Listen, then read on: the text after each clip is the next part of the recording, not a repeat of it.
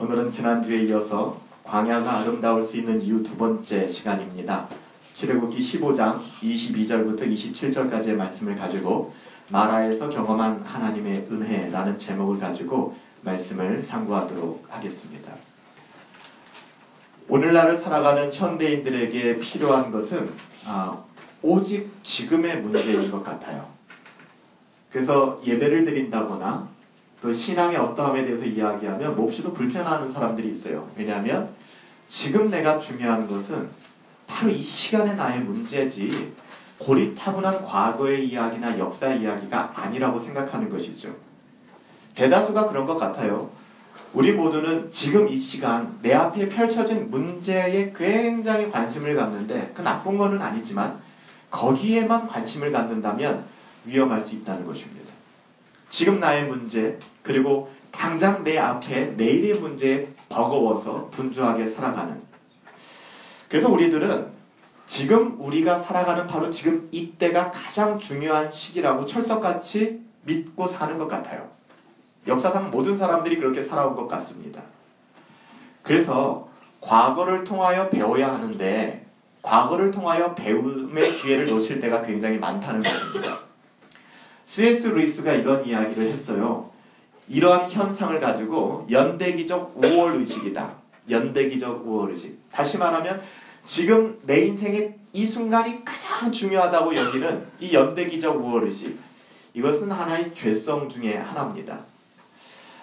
스페인계 미국의 철학자였던 조지 산타야가 이런 이야기를 했습니다. 과거를 기억하지 못하는 이들은 동일하게 과거를 반복하며 살아갈 것이다. 다시 말하면 과거로부터 교훈을 얻지 못하고 과거를 기억하지 못하는 사람들은 동일하게 과거를 반복하면서 살아가게 될 것이다. 오늘 말씀을 증언하기 전에 제가 왜 이런 이야기를 드리냐면요. 우리는 오늘도 우리는 익숙하지만 세상 사람들은 이해할 수 없겠지만 우리는 익숙하죠. 오늘도 동일하게 지금으로부터 수천 년 전으로 우리는 떠나게 될 것입니다. 뿐만 아니라 이 한반도 땅도 아니고 지구 반대편은 아니지만 굉장히 먼 팔레스타인 지역에서 일어난 사건 속으로 우리는 들어가게 될 거예요. 저는 우리 모두가 이 말씀을 통해서 그리고 수천 년 전 우리에게 주신 계시의 말씀이지만 이 말씀을 통해서 우리의 영혼을 되돌아볼 수 있게 되기를 기대합니다. 과거를 기억하지 못하는 이들은 동일한 과거를 반복하며 살아간다? 이스라엘 백성이 그러지 않았나요? 하나님이 그렇게 많이 말씀하셨음에도 불구하고 이후로도 그렇게 많이 말씀하실 것임에도 불구하고 그들은 하나님의 말씀을 통하여 교훈을 얻지 못했습니다. 우리 역시 이런 어리석음을 반복하는 데에는 하나님의 말씀에 대해 무지 때문이라고 저는 생각합니다.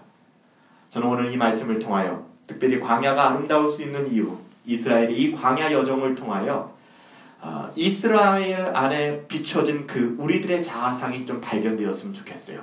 그리고 하나님의 선하신 뜻을 이 말씀을 통하여 오늘 설교를 통하여 작게는 발견되어지고 깨달아질 수 있는 은혜가 있게 되기를 예수님의 이름으로 부탁을 드립니다.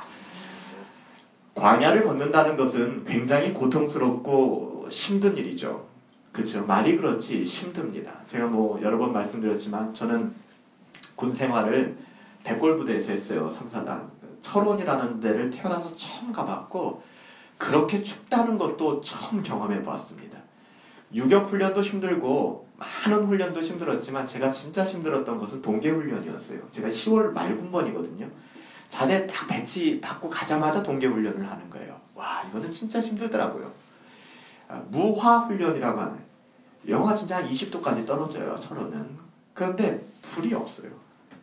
군생활 하신 분들은 알겠지만 전투화를 안고 자야 돼요. 다음날 전투화를 안 들어가서 얼기 때문에. 이게 불이 없는 곳에서 텐트 안의 온도가 영하 15도, 밖에가 영하 20도, 왔다 갔다 하는 거예요.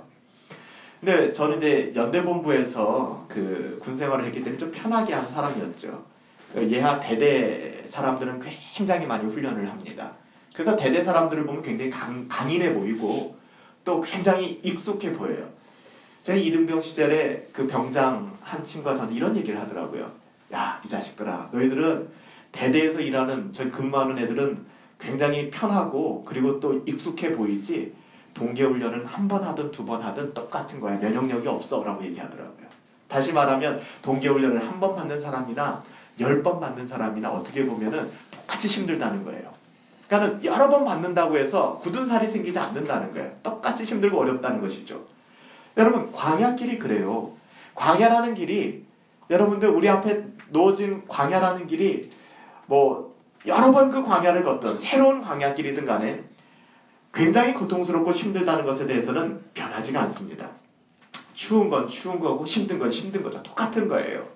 하지만 그곳에서 하나님의 인도하심을 바라볼 수만 있다면 우리를 둘러싼 광야는 은혜의 장소로 바뀔 수 있다는 거예요. 다시 말씀드리면 오늘 제가 예배 드리기 전에 잠깐 이야기했던 것처럼 광야에서 내가 무엇을 소유했느냐는 별로 중요하지 않잖아요. 광야잖아요. 소유할 게 뭐가 있겠습니까? 광야에 있어서 진짜 중요한 건 뭔지 아세요? 내가 무엇을 소유했느냐가 아니라 내가 누구와 함께하는가 하는 것입니다. 여호와가 나의 목자이시기 때문에 비록 사망의 음침한 골짜기를 거닐지만 내게 부족함이 없다라고 이야기하는 거예요. 나의 어떤 형편이 좀 나아졌기 때문이 아니라. 우리는 지난주에 3가지 관점에서 광야의 삶을 조명해 보았습니다. 첫 번째는 광야가 하나님께서 허락하신 길이기 때문에 결코 그 광야는 악한 길이 아니라는 거예요. 그래서 광야를 터부시하면 안 됩니다. 그래서 어떤 사람들은 믿음 생활을 하고 하나님이 사랑하시면 절대로 광야를 걷지 않게 될 거야 라는 말씀을 하시는데 그것은 성경적이지 않은 이야기입니다. 광야가 아름다울 수 있는 이유는 광야가 아름답기 때문이 아니라 광야가 선한 이유는 광야를 하나님께서 인도하시고 하나님께서 계획하셨기 때문이죠. 오히려 눈에 보이는 환경은 어렵지만 그것에 하나님의 선하신 뜻이 있음을 우리는 살펴보았습니다. 두 번째, 광야를 통해서 얻는 유익이었습니다. 하나님께서는 광야를 통하여 하나님의 자녀들을 낮추십니다. 겸손하게 하십니다. 그렇게 훈련시키세요. 이는 하나님께 순종하는 법을 이 광야 학교를 통하여 광야를 통하여 우리를 연단하신, 우리가 찬양했던 것처럼 나의 삶을 하나님께서 하십니다. 나를 단련하신 후에 하나님께서 나를 어떻게 하신다고요? 정금과 같이 나오게 하기 위하여. 때로는 여러분들 순도를 높이게 하기 위해서는 계속해서 열을 가하고 불을 가합니다. 그래서 모든 불순물을 태우는 것이죠. 고통스러운 과정이지만 결국에는 정금 같은 광야가 바로 그런 역할을 한다는 사실을 우리가 살펴보았습니다. 마지막 3번째로 광야는 여러분 사방을 둘러보아도 아무도 없는 곳이 광야입니다. 나에게 도울심이 없는 곳이 광야입니다. 눈을 들어 사방을 살펴보아도 답이 나오지 않아요. 바로 그곳이 광야입니다. 그러기에 그 광야에서 주는 하나님의 은혜는 오직 하나님만 바라보게 한다는 거예요. 모든 것이 다 사라지는 것입니다. 우리가 잡을 구석이라고는 하나님밖에 없게 되는 거예요. 이것이 광야를 통한 삶의 은혜라고 우리가 지난주에 말씀을 나누었습니다. 이렇듯 광야는 인간의 마음으로는 굉장히 고통스러운 곳이지만 이곳에 있는 동안 우리는 더욱 하나님을 의지하게 되고 하나님 앞에 낮아지고 겸손하게 되어서 결국 하나님 말씀에 순종하는 법을 배우게 된다는 것이죠. 그러므로 사랑하는 여러분들, 광야를 걸을 때 불평하고 원망하기보다는 이 광야 가운데 숨겨져 있는 하나님의 뜻, 이 보물을 발견할 수 있게 되길 바랍니다. 물론 이것은 인간의 눈으로는 발견이 안 되죠. 인간적인 눈으로 보면은 너무 힘들고 어려운 것밖에는 없어요. 믿음의 눈으로 이것이 발견되어지는 것입니다. 하나님의 약속을 믿고 순종하는 사람들은 비록 인생의 광야에 어떠함을 걷고 있지만 바뀌잖아요. 그 여전히 광야를 걷고 있지만 결국 하나님께서 주시는 이러한 은혜를 소유하기 때문에 절망 중에서 소망과 위로를 경험하게 되는 것입니다. 역사적으로 보면 우리가 아는 것처럼 오늘 본문 이전의 사건은 이스라엘 백성이 홍해를 건너는 사건이 기록되어져 있습니다. 그리고 미리암의 찬양이 나와 있죠. 주는 높고 영원하신 주 말과 적군을 죽이셨습니다. 우리를 애국되었던 종살이에서 끄집어내셨습니다. 하나님께서 이 모든 것을 하셨습니다라는 찬양과 홍해를 가르치는 하나님의 놀라운 기적과 이적이 기록되어져 있습니다. 이스라엘은 그렇게 홍해를 건넜습니다. 하지만 하나님께서는 그들을 곧바로 젖과 꿀이 흐르는 가나안 땅으로 인도하지 않고 광야길로 인도하셨다는 것이 오늘 본문입니다. 여기서 우리는 아주 중요한 의미를 발견할 수가 있습니다. 여러분, 광야라는 것은 하나님이 우리를 인도하시는 목적지가 아니라는 사실입니다. 광야는 결코 우리의 종착점이 아닙니다. 목적지가 아닙니다. 광야는 과정입니다. 그러기에 오늘날 우리가 알 수 없는 또 다른 광야를 걷는 우리들은 이 사실을 기억해야만 합니다. 우리가 걷고 있는 이 광야가 어디이며 어떠한 것인가에 상관없이 우리가 사는 이 광야 같은 세상도 우리의 영원한 목적지가 아니라는 것입니다. 그러기에 우리가 사는 이 광야 같은 세상은 지나가게 될 것입니다. 잠시 거치는 과정이라는 것입니다. 이 과정 가운데 하나님께서 하나님의 자녀된 우리들에게 원하시는 것은 여러분 수천 년 전 이스라엘 백성에게 원하셨던 것과 동일합니다. 성실하게 하나님 뜻 안에서 이 광야길을 걸어가길 원하시는 거죠. 오늘 본문의 이스라엘 백성은 하나님께서 행하시는 수많은 기적들을 직접 보았습니다. 그래서 처음에는 자신들 앞에 놓여진 이 문제들 역시 금방 해결될 거라고 믿었어요. 여러분 애굽 땅에서 파라오가 이스라엘 백성을 내보내지 않아요. 나일강이 피가 되었습니다. 개구리떼가 침범하였어요. 악질과 독종과 우박이 내리고 마지막엔 모든 초태생들과 장자들을 죽이시는 하나님의 어마어마한 일들이 일어났습니다. 그리고 하나님께서는 홍해를 갈라주셨어요. 이 사건을 두 눈으로 바라봤던 사람들, 불과 며칠 전에 이것을 목도했던 사람들입니다. 여러분 이런 사람들에게 얼마나 담대함이 있었을까요? 이깟 어려움쯤이야 하나님이 훅 열어주실 거야 라는 마음이 있었을 것입니다. 그래서 처음에는 우리 앞에 펼쳐져 있는 이 문제들이 금방 해결될 거라는 그런 마음들이 있었을 거예요. 그런데 하루가 지났어요. 그 하루는 우리가 아는 것보다 좀 더 지루하고 힘들 수 있었을 것 같습니다. 여전히 광야길이었어요. 그들이 수많은 가축들도 함께 데리고 나갔거든요. 물이라는 것은 생명과 같은 것입니다. 물이 나오지를 않아요. 하루가 지났습니다. 이틀이 지났어요. 3일, 4일 후에 하나님이 주시겠다고 약속했으면 견딜만 할 텐데 이 보장이 없는 거예요. 3일이 되었습니다. 서서히 기류가 바뀌기 시작해요. 그들의 마음이 조금씩 흔들리기 시작합니다. 이 인간의 연약함이겠죠. 불과 3일 전에 홍해를 건넜는데도 아무리 큰 기적을 보았다 할지라도 그것이 시간이 흐르고 우리의 삶의 자리에서 작은 문제들 하나하나가 부딪히게 될 때 사람은 흔들리기 마련이에요. 그래서 우리에게 진짜 놀라운 은혜를 주셨잖아요. 그럼에도 불구하고 나의 먹고 사는 문제들과 인간관계 때문에 우리의 믿음은 여지없이 흔들리는 것입니다. 이스라엘 백성도 그랬어요. 광야에서 그들은 3일간 헤맸습니다. 물이 없었어요. 처음에는 하나님께서 지금 당장이라도 물을 주실 거야. 홍해를 가르신 하나님, 초태생들을 다 죽이시고 우리를 애굽 땅에서 구원하신 하나님, 그 하나님이 물을 못 내시겠어? 라는 생각을 했을 것입니다. 순간순간의 목마름을 참았습니다. 그리고 그들은 발걸음을 계속해서 재촉했을 것입니다. 그런데 아무 일도 일어나지 않았습니다. 우리는 그깟 3일을 못 참아? 라고 얘기할 수 있겠지만 그들에게는 보장된 게 없었어요. 차라리 3일 뒤에 물을 낼 거야 라는 것을 알았다면 참았겠죠. 근데 그런 보장이 없는 거예요. 아무 일도 일어나지 않았습니다. 어떤 일이 일어날 것이라는 보장도 없었고 하나님의 음성도 없었습니다. 이럴 리가 없는데, 하나님 이러실 리가 없는데. 여러분 그게 오늘 본문 22절이에요.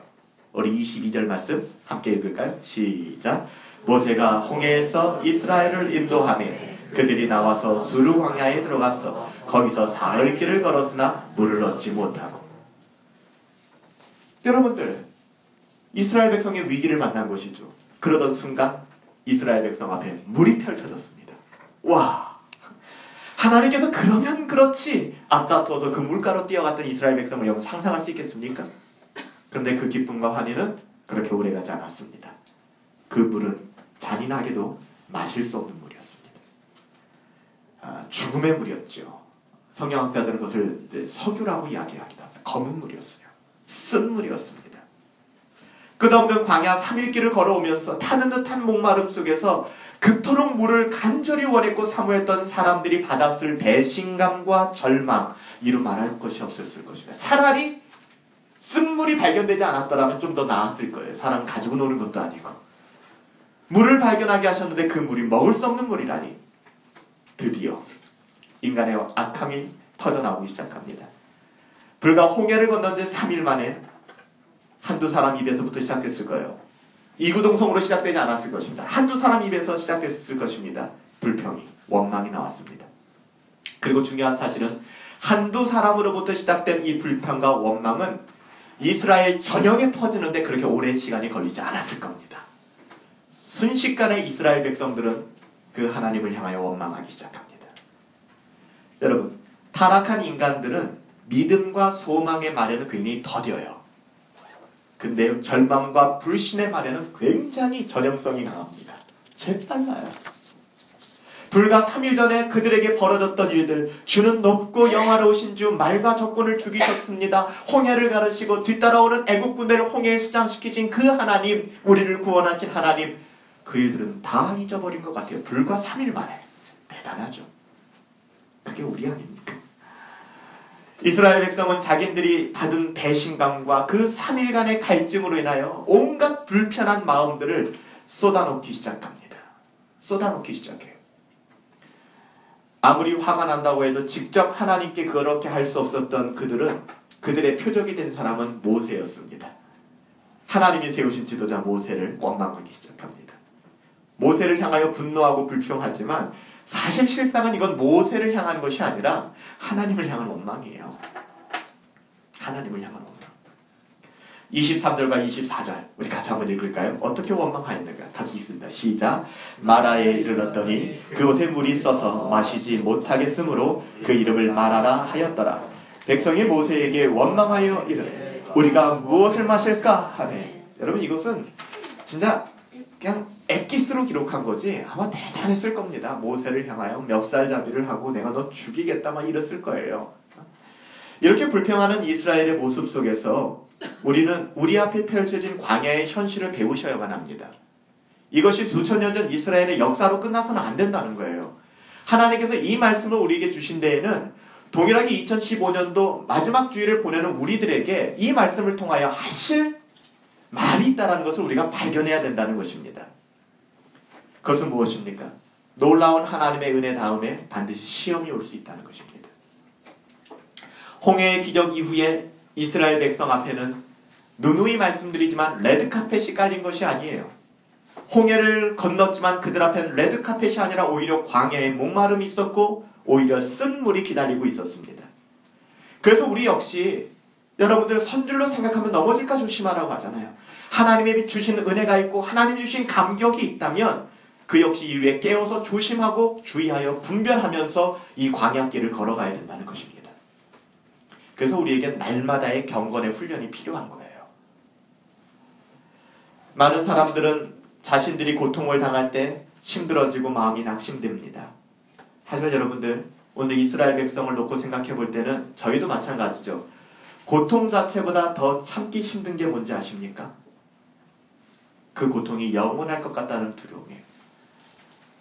여러분들 가운데도 몇몇 분들 이제 보신 것 같지만 그 지난 성탄절날 보니까 주기철 목사님에 대한 영화를 그 다큐멘터리를 공영방송에서 해주었더라고요.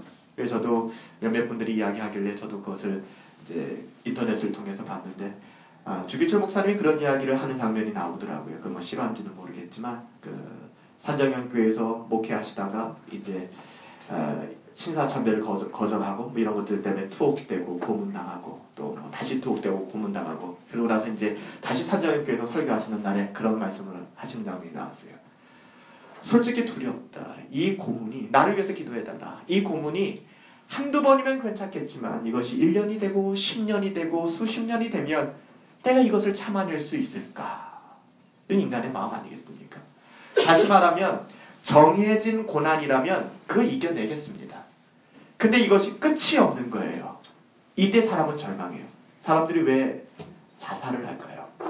특별히 통증 환자들이 자살하는 경우들이 많다는 이야기도 저도 들었는데 왜 그럴까요? 이 고쳐지지 않을 거라는, 평생 이것이 나를 괴롭힐 거라는 그것이 힘들게 만드는 거예요. 그러니까 우리가 어떤 문제를 만날 때 힘든 게 뭐냐면 당장의 그 문제보다도 그 문제가 해결되지 않아서 내가 평생 이것 때문에 힘들어지게 될 거라는 그런 공포겠죠.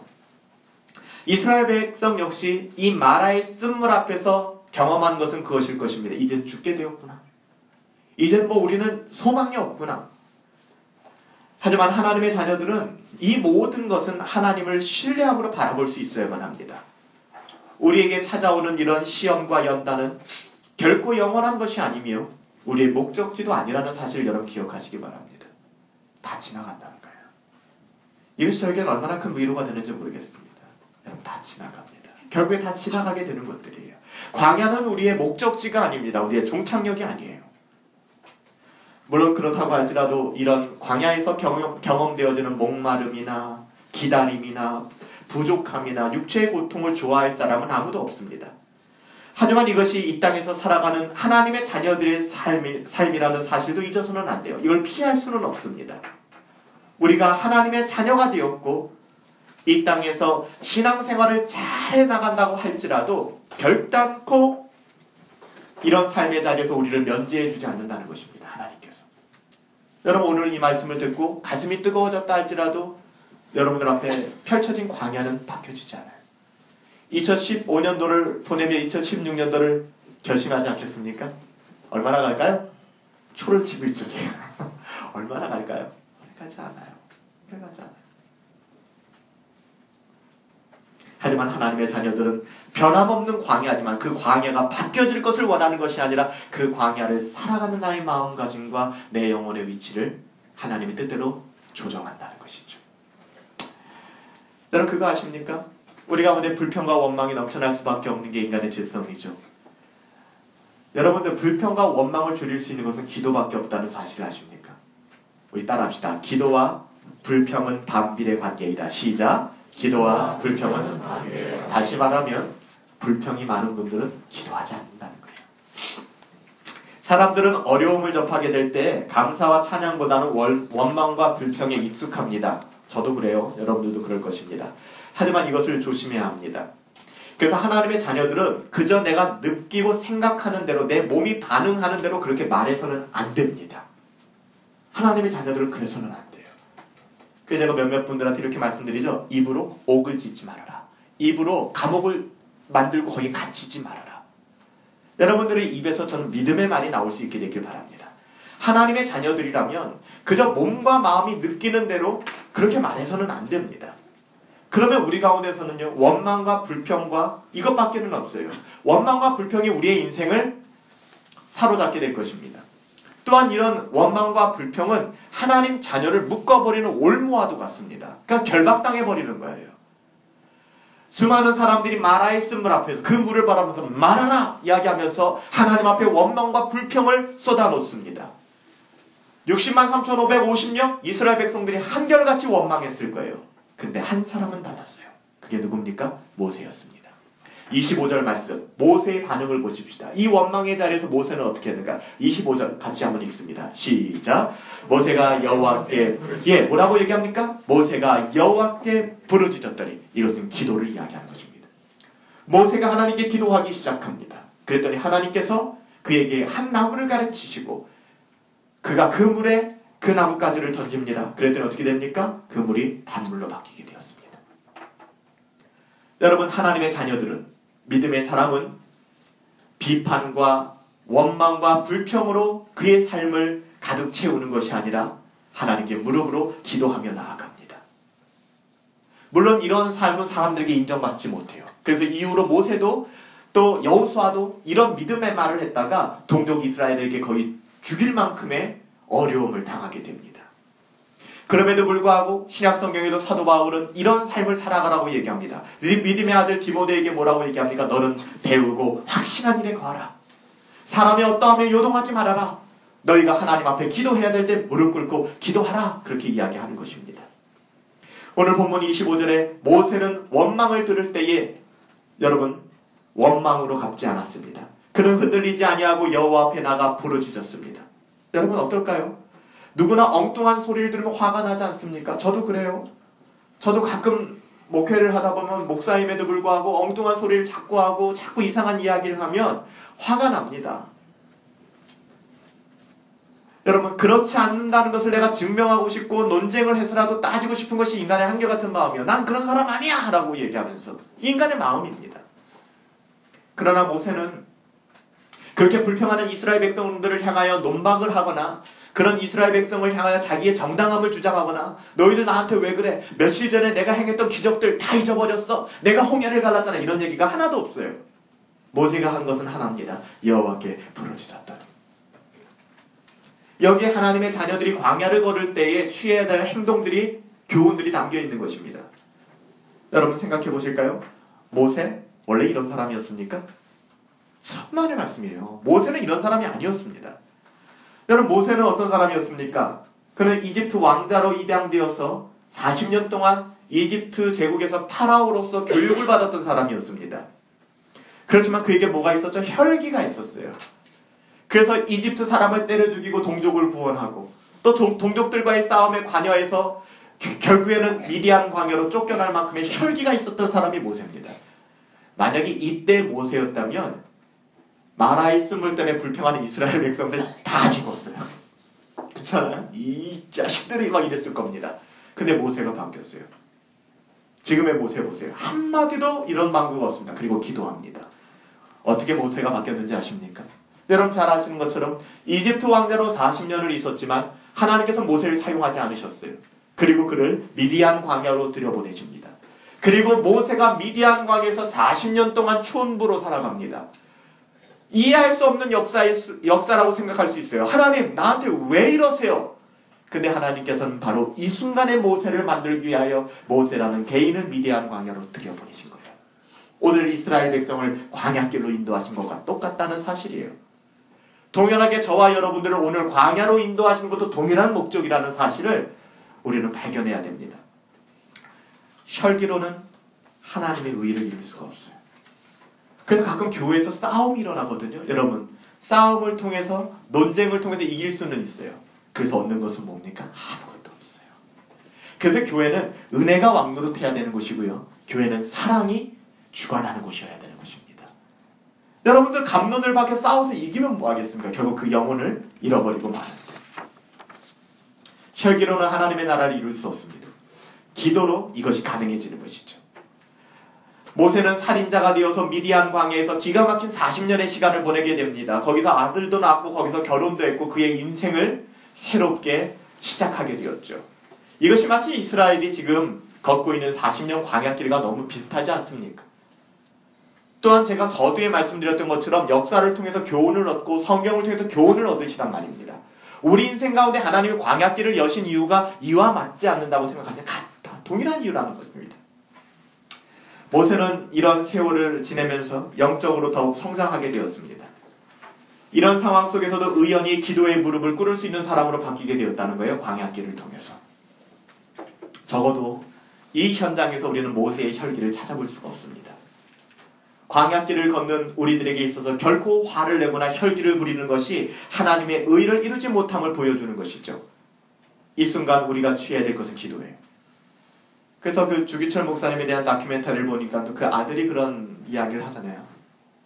우리 아버지는 참 바보 같았다고. 이해할 수가 없었다고. 왜 그러시는지 왜 그랬을까요? 손양원 목사님도 그랬죠. 사랑하는 여러분들, 정말 저도 아직 많이 부족하지만 하나님의 나라를 이루어 나가는 것은 혈기가 아닌 것 같아요. 열정이 아닌 것 같아요. 그렇죠? 하나님 앞에 묵묵히 기도하며 때론 사람들 앞에 바보같이 여김을 당할지 모르겠지만 그 길을 걸어가는 거예요. 이것이 광야 안에 감추어진 하나님의 은혜의 보물이 아닐까라는 생각을 해봅니다. 여러분, 이런 모세의 기도 다음에 성경이 증언하는 것은 무엇입니까? 우리가 주목하여 볼 것은 하나님은 논쟁하는 사람 편에 서지 않습니다. 하나님은 혈기 부리는 사람 편에 서지 않아요. 하나님은 기도하는 사람 편에 서십니다. 이것이 인간적인 표현이라면 하나님께서는 기도하는 사람을 통해서 역사하신다라고 생각하시면 좋을 것 같아요. 여러분들 종교개혁 시대에 영국에는 메리 여왕이 있었습니다. 이 메리 여왕은 그리스도인들에 대한, 특별히 이 개신교도들, 청교도들에 대한 아주 끊임없는 핍박을 가했던 사람이 바로 메리 여왕이었습니다. 그래서 영국의 메리 여왕은 기독교인들을 모두 죽여라. 특별히 이제 청교도들, 개혁주의 신앙을 가진 사람들을 모두 죽여라. 그렇게 명하기도 하였습니다. 그래서 그녀를 좋지 않은 닉네임이죠. 그렇게 많은 청교도들을 죽였기 때문에 Mary the Blood라고 부릅니다. 피의 메리 여왕이라는 것이죠. 이때 여러분들 스코틀랜드에 존 낙스가 있었습니다. 존 낙스는 밤을 새워서 기도하였습니다. 그 여러분 잘 하시는 유명한 얘기잖아요. 우리는 대영제국에 그런 무력이 있지만 우리가 스코틀랜드를 장악할 수 없는 이유는 스코틀랜드에는 기도하는 한 사람 존 낙스가 있다는 말은 굉장히 유명한 이야기 아닙니까? 여러분들, 낙스는 기도하기 시작했습니다. 그리고 놀랍게도 하나님의 섭리였겠지만 모든 이 기독교를 학살하는 명령이 멈췄을 뿐만 아니라 메리 여왕이 중병을 얻게 되었고, 그리고 그가 죽어가면서 이런 말을 남겼다 그래요. 아까 제가 드린 말이에요. 메리 여왕이 한 말이에요. 존 낙스의 기도는 100만 명의 군사보다 난 더 두렵다. 이건 메리 여왕이에요. 바로 기도의 사람. 여러분, 기도가 역사를, 하나님께서는 기도라는 경건을 통하여 이 열방을 움직이시고 기도를 통하여 하나님의 나라를 이루어 가신다는 사실을 오늘 광야에서의 모세의 기도를 바라보며 또 성경을 보면서 우리가 발견할 수 있는 것입니다. 여러분, 생각하고 계획하면 그 사람은 세상의 지혜를 얻을 수 있지만 기도하는 사람은 하나님의 뜻을 분별할 수가 있습니다. 다른 신앙을 가진 사람은 지식적으로만 반응하지 않습니다. 그런 사람은 교만한 사람이에요. 참된 경건은 말씀을 바르게 깨닫고 하나님 앞에 엎드려져 부복하고 기도하는 사람들입니다. 이런 사람들은 언제나 겸손합니다. 절대로 혈기로 움직이지 않아요. 모세가 간절히 기도하였더니 하나님께서는 한 나무를 보아라. 그리고 그 나무를 꺾어서 쓴물에 던지라, 그렇게 말씀하셨습니다. 여러분, 이것도 말도 안 되는 코미디 아닙니까? 성경은 이렇듯 말도 안 되는 것처럼 보이는 것으로 가득 찹니다. 뒤에 가면 또 어떻습니까? 이스라엘 백성이 불평하니까 불뱀을 보내셨죠. 불뱀 물려가지고 독사에게 물려서 다 죽어가는 사람들에게 뭐라고 얘기합니까? 구리뱀을 만들어서 장대 높이 달게 하여라. 그것을 바라보면 낫게 할 것이다. 참 이상한 이야기들로 성경은 가득합니다. 차라리 무슨 해독제나 조제법을 가르쳐 주셨다면 우리가 더 안심하고 신뢰가 생겼을지도 모르겠어요. 근데 하나님께서는 모세에게 명령하신 것은 무엇입니까? 나뭇가지를 꺾어서 던지라는 것이었습니다.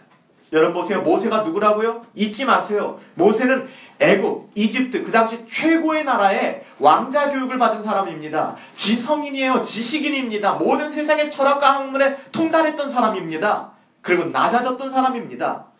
파라오 교육을 받았던 지성인에게 뭘 지금 얘기합니까? 나뭇가지를 꺾어서 쓴물에 던지라는 명령을, 말도 안 되는 넌센스 같은 명령을 하나님이 하고 계십니다.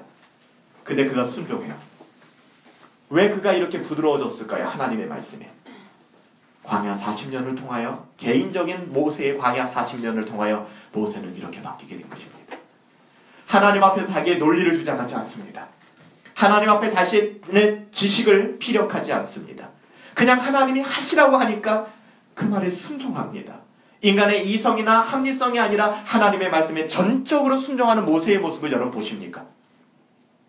사도 바울이 로마서 9장부터 11장에 이스라엘의 회복에 대하여 하나님께 질문하였을 때 하나님이 주신 이해할 수 없는 답을 듣고 사도 바울은 로마서 11장에 크도다 하나님의 지식이요 계시요, 그렇게 찬양하는 것과 전혀 다를 것이 없는 거예요. 내가 이해되지 않는다고, 내가 받아들이지 않는다고 하나님을 향하여 끊임없이 항변하는 모습이 나오지를 않아요.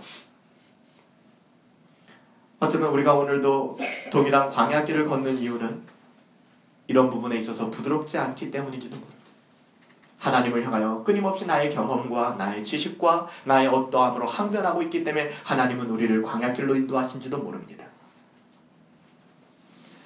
하나님께서 여러분들 그것을 원하시는 거예요. 네가 하는 것이 아니라 내가 하는 것이다. 그래서 하나님께서는요, 모세야 바라보아라. 특별한 나무가 아니었을 거예요. 광야에 무슨 나무가 있었겠습니까? 앞에 보이는 마른 나무 하나 보이지? 예, 하나님. 그거 꺾어서 집어 던져. 그 말은 아주 상징적인 거죠. 네가 하는 게 아니야. 네가 무슨 뭔가를 찾아서 땅을 파고 이런 거 필요 없어. 그냥 순종해. 하나님이 하심을 드러내는 거예요. 광야에서 하나님이 이렇게 인도하십니다. 모세는 그대로 순종했어요. 그랬더니 쓴물이 단물로 변하였습니다. 여러분들, 쓴물이 단물로 변했다는 이 사건에 어떤 사건이 생각나십니까? 예수님 첫 번째 이 땅에 오셔서 보이셨던 표정, 가나 혼인잔치에 포도주가 모자랐을 때 물이 변하여 포도주가 되게 하신 그 사건과 동일한 것을 보지 않습니까? 그때도 하인들에게 뭐라고 명령하십니까? 여기다 물을 갖다 부어라. 그리고 그것을 갖다가 내놓아라 라고 이야기합니다. 말도 안 되는 이야기지 않습니까? 믿음이 아니고선 받아들일 수 없는 일. 사랑하는 여러분들, 광야길에 찾아오는 고통이나 죽음, 그리고 끝없는 인간적인 낙심. 여러분들, 이것이 두려운 게 아닙니다. 진짜 두려운 게 뭔지 아세요? 광야길을 걷는 우리들에게 있어서 광야길을 걷는데 여러분들 죽을 것 같은 어려움들과 힘든 인간관계, 아니면 금전 문제, 살림살이, 자녀 문제, 이게 아니라는 것입니다. 진짜 우리가 어려운 것은요, 두려워해야 될 것은 이 광야길에서 하나님이 보이지 않는 거예요. 하나님이 보이지 않아요. 하나님의 음성이 들리지 않아요. 이것보다 더 두려운 일은 없습니다. 여러분, 오늘도 하나님을 경험하셨나요? 하나님의 음성을 들으시나요? 하나님이 보이시나요? 내 앞에 문제들이 잘 해결되고 있다 할지라도 하나님이 보이지 않는다면 여러분, 이것은 너무나도 두려운 일입니다. 세상 사람들은 그럴 수 있지만 신자들에게 있어서 믿음을 잃어버린다는 것은 모든 것을 잃어버린 겁니다. 하나님께서는 오늘 본문으로부터 시작해서 이후로 계속해서 물을 통하여 하나님의 은혜를 계시하시지 않습니까? 선지자 시대에 가면 에스겔 선지자가 환상 중에서 에스겔 47장의 보좌로부터 물이 흘러나오는 환상을 보게 됩니다. 성전 가득 채운 그 환상을 보게 되죠. 이 물줄기는 성전으로부터 흐르기 시작하여 계속해서 멈추지 않고 흘러서 발목과 무릎과 허리, 그래서 모든 사람이 수영할 만큼 성전에 가득 차게 됩니다. 그 물은 점점 불어나 강이 되었다라고 이야기합니다. 에스겔은 이 물이 흐르는 곳을 주시하여 계속 따라가는 장면이 나오는데요. 이 물은 세상을 향하여 전파되는 복음을 이야기하는 거예요. 생명의 복음을 이야기하는 거예요. 예수님께서도 요한복음의 수가성 여인을 향하여 이 물을 가지고, 오늘 마라에 쓴 물을 단물로 바꾸셨잖아요. 이 물을 가지고 복음을 말씀하십니다. 남편을 5이나 바꾸어도 목말랐던 여인, 그녀에게는 만족함과 평안함이 없었습니다. 모든 것을 다 소유한다 해도 인생은 목마르게 되어 있습니다. 제가 늘 말하잖아요. 러시아 귀족들이 정말 더 이상 원하는 게 없는 거예요. 모든 것을 다 가지니까 행복해야 될 거 아닙니까? 근데 허무주의에 빠지고 염세주의에 빠지는 거예요. 그래서 러시안 귀족들이 만들어낸 것이 무엇입니까? 러시안 룰러티잖아요. 그래서 여러분 잘 아시는 것처럼 권총에다 총알을 하나 넣고 그 총을 돌립니다. 그리고 한 사람씩 방아쇠를 당기는 거예요. 그 짜릿함을 느끼겠다는 것이죠. 먹고서 손을 집어넣고 모든 음식을 토해내고 다시 또 먹고. 여러분들, 이 땅의 모든 것을 다 가졌다 할지라도 솔로몬의 고백처럼 헛되니 해 아래서 바람을 잡는 것 같이 헛됩니다. 모든 것을 다 소유한다고 해도 인생은 목마를 수밖에 없어요. 돈이 있어도 성공을 해도 인간의 목마름은 여전합니다. 인간 안에 있는 근본적인 허무함과 목마름은 인간의 어떠함을 채울 수 있는 길이 없죠. 예수님께서 그녀를 향하여 요한복음에서 이렇게 이야기합니다. 요한복음 4장 13절부터 14절. 예수께서 대답하여 이르시되 이 물을 마시는 자는 다시 목마르려니와 네가 원하는 이 물을 마시는 자는 다시 목마르겠지만 내가 너희에게 주는 물을 마시는 자는 영원히 목마르지 아니하리니 내가 주는 물은 그 속에 영생하도록 솟아나는 샘물이라. 이런 예수님의 말씀에 사마리아 이 수가성의 여인은 이렇게 얘기합니다. 주님, 당신이 누구신지는 내가 모르겠지만 그 물을 내게 좀 주십시오. 영원히 목마르지 않는다는 그 물을 내가 사모합니다. 나도 먹게 해주십시오. 예수님이 말씀하신 이 물은 인간의 육신적 갈등을 해결하는 그런 수준의 물이 아니었습니다. 이것은 우리의 영혼의 궁극적인 문제를 해결해주는 그런 물. 만약 인간이 먹고 마시는 것에서만 만족하며 살아간다면 짐승과 별반 다를 것이 없을 것 같아요. 하지만 여러분, 파스칼이 팡세에서 고백했듯이 인간에게는 하나님만이 채울 수 있는 빈 공간이 있다는 것이죠. 세상의 어떤 것으로도 채울 수 없는, 오직 하나님만이 채울 수 있는 영혼의 그 빈자리가 있다는 것입니다. 그래서 설령 이 세상의 모든 것을 가졌다 할지라도 인간은 하나님을 만나지 않는 한, 하나님이 그 가슴을 채워주지 않는 한 궁극적인 공허함에서 자유할 수 없게 된다는 거예요. 요한복음을 통해 예수님께서는 수가성에서 이처럼 목마르고 몹시도 목마른 한 여인의 영혼을 향하여 그녀의 구원의 문제를 해결해 줄 수 있는 물에 대하여 말씀하고 계신 거예요. 오늘 광야길을 걸어가는 이스라엘 백성에게 쓴 물을 단물로 바꾸신 그 하나님이 동일한 마음으로 이스라엘 백성에게 말씀하신 것처럼 이것이 복음입니다. 이것이 하나님께서 하나님의 자녀들에게 끝없이 주시는 은혜의 손길이에요. 오늘 이스라엘 백성이 광야에서 얻게 된 단물이 바로 이것을 상징하는 것입니다. 예수 그리스도예요. 예수 그리스도. 예수 그리스도께서 주시는 생명의 근원을 이야기하는 것입니다. 비록 이스라엘 백성이 광야에서 쓴물로 말미암아 비관할 수밖에 없는 형편이었지만 여기에 하나님의 언약이 부어지니까 단물이 되지 않았습니까? 이 과정에서 이스라엘이 행한 의로움은 아무것도 없어요. 전적인 하나님의 은혜였습니다. 오직 하나님의 말씀에 순종함으로 더해진 은혜가 불러온 결과였습니다. 요한복음은 좀 더 얘기할까요? 요한복음 6장 53절에 가보면 좀 더 깊은 메시지가 나와요. 요한복음 6장 53절. 예수께서 이르시되 내가 진실로 진실로 너희에게 이르노니 인자의 살을 먹지 않고는 인자의 피를 마시지 않고는 너희 속에 생명이 없느니라. 여러분, 이 생수는 어디까지 연결됩니까? 예수 그리스도의 보혈로 지금 연결되는 것입니다. 예수 그리스도의 보혈을 마시지 않는 자에게는 생명이 없다라고 얘기하는 거예요. 이어서 뭐라고 말씀하십니까? 요한복음 6장 54절 이하에 내 살을 먹고 내 피를 마시는 자는 영생을 가졌고 마지막 날에 내가 그를 다시 살리리라. 내 살은 참된 양식이요 내 피는 참된 음료라. 내 살을 먹고 내 피를 마시는 자는 내 안에 거하고 나도 그 안에 거하리니. 여러분, 예수님의 보혈이, 예수님의 피가 광야에서 이스라엘의 목을 죽여주셨고 수가성의 한 여인의 영혼의 가람에 참된 음료가 되어주셨다라고 성경은 증언하고 있는 것입니다. 저는요, 이것이 수가성의 여인, 이것이 광야를 걷는 이스라엘 백성의 이야기로만 끝나기를 원치 않는 것입니다. 저는 동일한 광야의 길을 걷는 우리 모두에게 이런 주의 보혈이 경험되어질 수 있게 되기를 원하는 것입니다. 단순히 지식적인 동의가 아니에요. 설교를 통해서 어떤 지식을 획득하는 것이 아닙니다. 여러분, 이 말씀을 통하여 하나님 거룩하신 말씀 가운데 도전하시고 부복하십시오. 주의 살을 먹고 주의 피를 마시는 놀라운 영적인 연합을 통하여 생명의 근원 되신 그리스도와 접붙임이 되어서 내가 내 인생을 살아갈 수 있게 되기를 원합니다. 여러분, 이 마음이에요. 이것이 광야를 통하여 걸어가는 이스라엘 백성에게 하나님께서 이스라엘 백성을 통하여 우리에게 주시는 말씀입니다.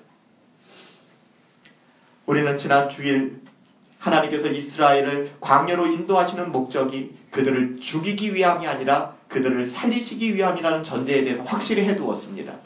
그렇습니다. 하나님께서는 이스라엘 백성을 쓴물로 방치하지 않으시고 단물로 바꾸셨습니다. 그 여러분들 놀라운 은혜가 그 다음에 나오잖아요. 머지않아 그들을 광야의 오아시스로 인도하십니다. 여러분, 그것을 참지 못해서 이스라엘 백성들이 분노했어요. 그 하루를 참지 못해서. 27절 마지막으로 한번 같이 읽습니다. 시작. 그들이 엘림에 이르니 거기에 물샘 12과 종려나무 70그루가 있는지라. 거기서 그들이 그 물 곁에 장막을. 하나님께서는 이스라엘 백성을 어디로 인도하셨습니까? 물론 여기도 종착역은 아니지만 오아시스로 인도하셨습니다. 이스라엘 백성은 광야의 길을 걸으며 쓴물을 변하여 단물이 되는 경험을 하였고 드디어 엘림이라는 곳에 도착하였는데요. 물샘 12이 있는, 그리고 종려나무가 70그루나 되는 어마어마한 오아시스로 하나님께서는 이스라엘 백성을 잠시 쉬게 하십니다. 마치 엘리야를 향하여 로뎀나무 그늘 아래 있을 때 먹이시고 채워주셨던 것처럼. 여러분, 하나님은 이런 분이세요. 하나님은 우리 인생 가운데 때로는 쉼을 주시고, 그렇지만 여기도 우리의 목적지는 아니에요. 여기가 좋사오니 하면 안 되는 거예요. 이처럼 하나님께서는 당신의 자녀들을 광야 여정 속에서 쉴 만한 물가로 인도하시고 그의 자녀들에게 필요한 안식 또한 허락하신다는 겁니다. 다시 말씀드리지만 엘림 역시 우리의 종착역은 아닙니다. 하지만 하나님께서는 광야길 가운데 때로는 이처럼 우리의 영혼을 위로하시지 않습니까? 그렇지 않나요? 새로운 쉼을 얻을 수 있도록 안식을 마련해 주지 않습니까? 사랑하는 여러분, 광야에서의 삶은 우리가 어떤 선택을 하느냐에 따라 달라질 수 있습니다. 우리가 서 있는 곳은 광야지만 그곳에서 하나님의 주권적 섭리하심을 믿고 바라보신다면, 믿음의 눈으로 바라보신다면 그 광야는 아름다운 땅이 될 것입니다. 왜냐고요? 거기에 하나님이 함께 하시기 때문에. 광야가 바뀌는 것이 아니라 그 광야에 하나님이 함께 하시기 때문에. 하나님께서는 마라의 쓴물을 단물로 바꿔주시고 오늘 광야를 걷는 우리들에게 마라의 쓴물같이 사면초가의 형국에서 그리스도의 구속의 은혜를 부어주심으로 우리의 영혼을 절망의 포구에서 벗어나 소망의 항해가 가능하게 만들어 주시는 것입니다. 그 하나님의 주권과 섭리를 바라보시면서 여전히 우리 앞에 여전히 살아가야 될 광야가 있지만 신실하게 하나님의 은혜의 생수를 경험하면서 그 길을 걸어가는 우리 분당 허브교회 저와 여러분들이 되기를 예수님의 이름으로 축복합니다. 아멘.